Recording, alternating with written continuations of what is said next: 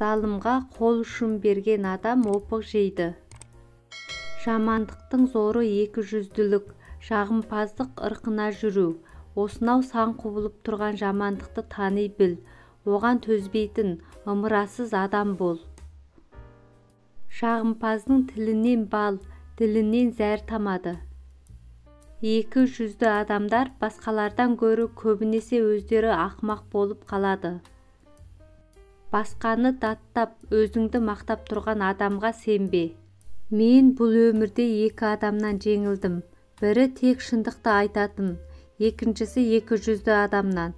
Тек шындықты айтатын адамға өтірік айтып жеңілдім. Екі жүзді адамға шындық айтып жеңілдім. Өтірік айтқан жерде көп тұрма. Зұлым ешкім қумаса да қашар, әділ адам арыстандай батыл болар. Адамның бүкіл өмірі өзін-өзі жұбату, өзін-өзі алдау. Өмір маған ең маңызды сабағын берді. Сізді қиын жағдайға жалғыз қалдырған адамды кешіруге болмайды. Ол сізді тағы да алдауға дайын. Көп өтірік айтатын адамдар шыншыл болып көрінуге тырысып бағады. Артымнан айтылған жалған, жала сөздерге ешқашан мән беріп көрген емеспін. Өтірік сөзге күйіп пісудің не қажеттілігі бар? Өтірікті кешіруге болады, ақтауға болмайды. Кейде күдіксіз сену өтіріктен де жаман. Өтірік барлық бақытсыздықтың қайнар көзі, өтірік барлық азаптың бастауы. Адам баласы шындықтан өлердей қорқып, өтірігінің ашылып қалуынан сақтанып жүрсе, бұдан артық бақытсыздық жоқ. Егер әлде кімнің сөйлегеніне күдіктенсең, онда өтірік болса да оған сенген қалып таныт. Ондайда ол одан сайын өзіне сеніп, жүректі түрде тіпті де зор өтірік айтып, өз бетпердесін өзі ашатын болады. Әке-шешенің өтірігі бала жүрегін сындыра береді. Bir кезде ол өтірікті бала да айтады. Шын бір сөз, өтірік мың сөз. Өтірікші шындығына келгенде өзін өзі алдайды. Қателескеннен қатені түземеген жаман. Өзің әділ болмасаң, өзгеден әділдік іздеме. Өтірікші кісі уәдешіл келеді, оңбайтын кісі өсекке ереді. Таң атпайын десе күн қоймайды, өтірікті қуалай шын қоймайды. Өзі өтірікші өзгенің шын сөзіне сенбейді. Шындық бар жерде өтірік байқап жүреді, шындық жоқ жерде шіреніп шайқап жүреді. Адамның әдемілігі шыншылдығында. Шындық жоқ жерде сұмдық көп. Екі жүзділіктің балын татып жүргеннен, әділеттің ащы уын ішкен артық. Байлықтың не керегі, қайыры болмаса, биліктің не керегі, әділдігі болмаса. Ақыл азбайды, әділдік тозбайды, арамдық озбайды. Тура айтсаң туғанға жақпайсың, қатты айтсаң қатынға жақпайсың. Әділетсіздікке бейтарап болу мүмкін емес. Әділетсіздікпен не күреседі, не серіктес болады. Көз құлаққа қарағанда әділ куәлік етеді. Сен туралы не ойласа да, сен әділетті деп санайтын ісіңді жасай бер. Адал адам ешкімді күндемейді. Адамдар өзіне байлықпен атақты қалайды. Егер осы екеуіне адал жолмен қол жеткізе алмасаңыз, олардан аулақ жүргеніңіз дұрыс. Әділдіктің белгісі біле тұра бұрмаса, ақылдының белгісі өткен істі қумаса. Егер сіз әділ болмасаңыз, мұны бірден шын көңілмен мойындаңыз. Әділдік жалғыздыққа душар етуі мүмкін. Алдыңа келсе, әділдігіңді аяма. Жұрт әділ болмай, жұрт ісі оңға баспайды.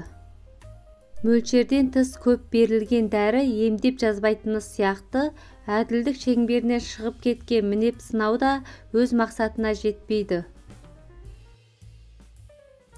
Әділдік бар жерде татулық та бар, татулық бар жерде бақыт та бар. Кейбір адамдар екеуінде қатар ұстап жүрміз дейді, бірақ бұл екі жүзділік. Мен дүниені көрсем, ақыретті ұмытып кетемін. Ақыретті ұмытпайын десем, дүниені сүйіп кетемін. Адамзат қазір екіге бөлініп алған сияқты. Біреулер тек дүниені қуып жүр, ал біреулер тек ақыретті қуып жүр. Қуыс кеуде болғаннан артық қорқыныш та, қорлық та жоқ. Әділдікті мойындау адал кісінің ісі. Оның қаншалықты ауыратынын білетін адам опасыздық жасамайды. Даңық кімнің күліп тұрса басында, сатқындықта бұғып жүрмек қасында. Егер біреу сізді бір рет алдаса, бұл оның қателігі. Егер біреу саған 2 рет алданса, бұл сенің қателігің. Өзіне адал адамдар ғана басқаларға адал бола алады. Мойындау сатқындық емес. Сіз айтқаныңыз немесе айтпағаныңыз маңызды емес. Сезімдер маңызды. Мен үшін өлімнің ең жаманы сатқындық. Бөтенге шексіз сеніп қалудан сақтан. Дос деп құрмет тұтып жүрген адамның өзі сені сатып кетуі мүмкін. Бөтенге шексіз сеніп қалудан сақтан. Дос деп құрмет тұтып жүрген адамның өзі сені сатып кетуі мүмкін. Досын сатқан, қосын сатқанмен бірдей. Өмірде бір рет сатқындық жасаған адам, екінші рет оны міндетті түрде қайталайды. Сатқындық сені уақыттық пәледен құтқарғанмен, уақыттың жазасынан құтқара алмайды. Бұл дүние көлеңкедей ойнайды. Қусаң қашар, қашсаң сенен қалмайды. 50 ердің жасы, 70 оттың басы, 80 шоқтың қасы. Алжығанда келген атақ абырой бермейді. Кездейсоқтыққа сенетін адам өз өмірін лотереяға айналдырады. Өмірден қайткенде көп қарып алу дегеніміз тоғышарлық, ал қоғамға қайткенде көп беру бұл күрескердің ісі. Өмір ұзақтығымен өлшенбейді, мазмұнымен өлшенеді.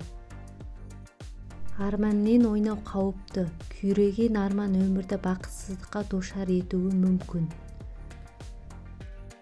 Өмірің өз амалыңның жемісі, өзіңнен басқаны кінәлаушы болма. Кейде төбеге қараймыз деп төменгіні ұмытамыз, жазықты көреміз деп жанымыздағыны көрмейміз. Өмірде бәрі ойдағыдай емес, ойдағының бәрі өмір емес. Адамдар сөйлеуді жақсы көреді, бірақ айтқандарымен амал етуді, үйренген нәрселерімен тіршілік етуді тәрк етеді. Бүйтерін кім біліпті бұл жалғанның, сендім де ал дегенін қабыл алдым. Жолымнан жауыз тағдыр жаңылдырды, о дүние-ай мезгілімнен қапы қалдым.